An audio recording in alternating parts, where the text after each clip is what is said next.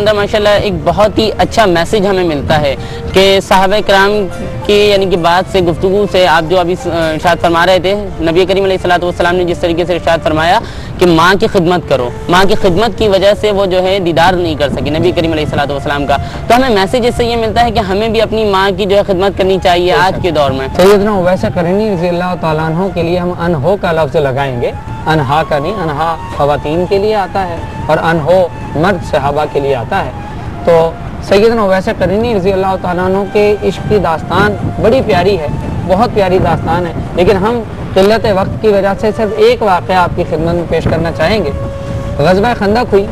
اور آپ کو ہم یہ بات ابھی تھوڑی دیر پہلے بتا چکے کہ آپ نے سرکار دو عالم علیہ الصلوۃ والسلام کی بارگاہ میں حاضری نہیں دی، دور رہتے تھے۔ اب ہوا یہ کہ غزوہ خندق میں سرکار دو عالم علیہ الصلوۃ والسلام کا دانت مبارک شہید ہو گیا۔ بڑی لطیف اور بڑی پیاری بات ہے اور آڈینس اور شرکاء سب کے لیے، ناظرین کے لیے انتہائی خوبصورت بات ہے۔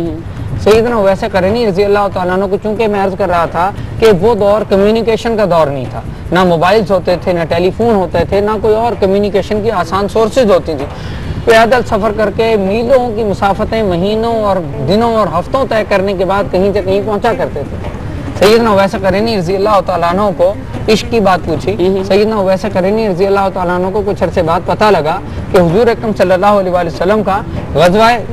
خندق میں ایک دانت مبارک شہید ہو گیا۔ اب عشق کی کیفیت یہ تھی کہ سوچا کہ میں تو سرکار کی سنت پہ عمل کرنا چاہتا ہوں، ہماری محبتیں اور ہمارے عمل کیا ہوں گے اور ہماری سنتوں کی پیروی کیا ہوگی جو ان کی تھی۔ سیدنا اویس قرنی رضی اللہ تعالیٰ عنہ نے سنا کہ حضور اکرم صلی اللہ علیہ وآلہ وسلم کا ایک دانت مبارک شہید ہو گیا، تو آپ نے اپنے صحیح دانت کو اپنے ہاتھوں سے توڑ ڈالا۔ اور بات یہاں ختم نہیں ہوئی، عشق کی وارفتگی اور اس کی اندازہ لگائیں آپ حافظ صاحب کہ حالت یہ تھی کہ ایک دانت توڑا، پھر خیال آیا کہ سرکار دو عالم علیہ الصلوۃ والسلام کا پتہ نہیں یہ دانت ٹوٹا تھا یا دوسرا ٹوٹا تھا، اس خیال سے دوسرا دانت توڑ دیا۔ اب دوسرا دانت جب توڑا تو پھر یہی خیال آیا، قلت وقت کی خاطر یوں کہوں گا کہ انہوں نے اسی طرح سے سرکار دو عالم علیہ الصلوۃ والسلام کے دانت کی لوکیشن اور صحیح دانت کا علم نہ ہونے کی وجہ سے اپنے سارے کے سارے دانت اپنے ہاتھوں سے شہید کر دیے اور توڑ دیے، اس چکر میں کہ پتہ نہیں سرکار کا کون سا دانت شہید ہوا اور میں سنت کی پیروی میں کوئی اور دانت شہید کر بیٹھا۔ کیا بات ہے، کیا بات ہے، محبوب خدا سید و سرور کے برابر لاؤ تو کوئی میرے پیغمبر کے برابر، کیا بات ہے۔ اور کوئی آڈینس میں سے کویشچن کرنا چاہے گا؟ السلام علیکم ورحمۃ اللہ وبرکاتہ، میرا نام ماہم ہے اور آپ سے میرا یہ سوال ہے کہ سیدنا اویس قرنی رضی اللہ تعالیٰ عنہم صحابی تھے، صحابی کی اصل تعریف کیا ہے؟ پہلے بھی بیان کر چکے کہ صحابی اس کو کہتے ہیں جس نے باہوش و حواس جاگتے میں سرکار دو عالم علیہ الصلوۃ والسلام کی زیارت کی ہو، تو انہوں نے چونکہ جاگتے ہوئے سرکار دو عالم علیہ الصلوۃ والسلام کی حالت ایمان میں زیارت نہیں کی، اور حالت ایمان میں تو تھے لیکن زیارت نہیں کر سکے، اس لیے ہم ان کو صحابی نہیں کہتے، صحابی ان کو کہتے ہیں جنہوں نے حالت ایمان میں سرکار دو عالم علیہ الصلوۃ والسلام کی زیارت کی۔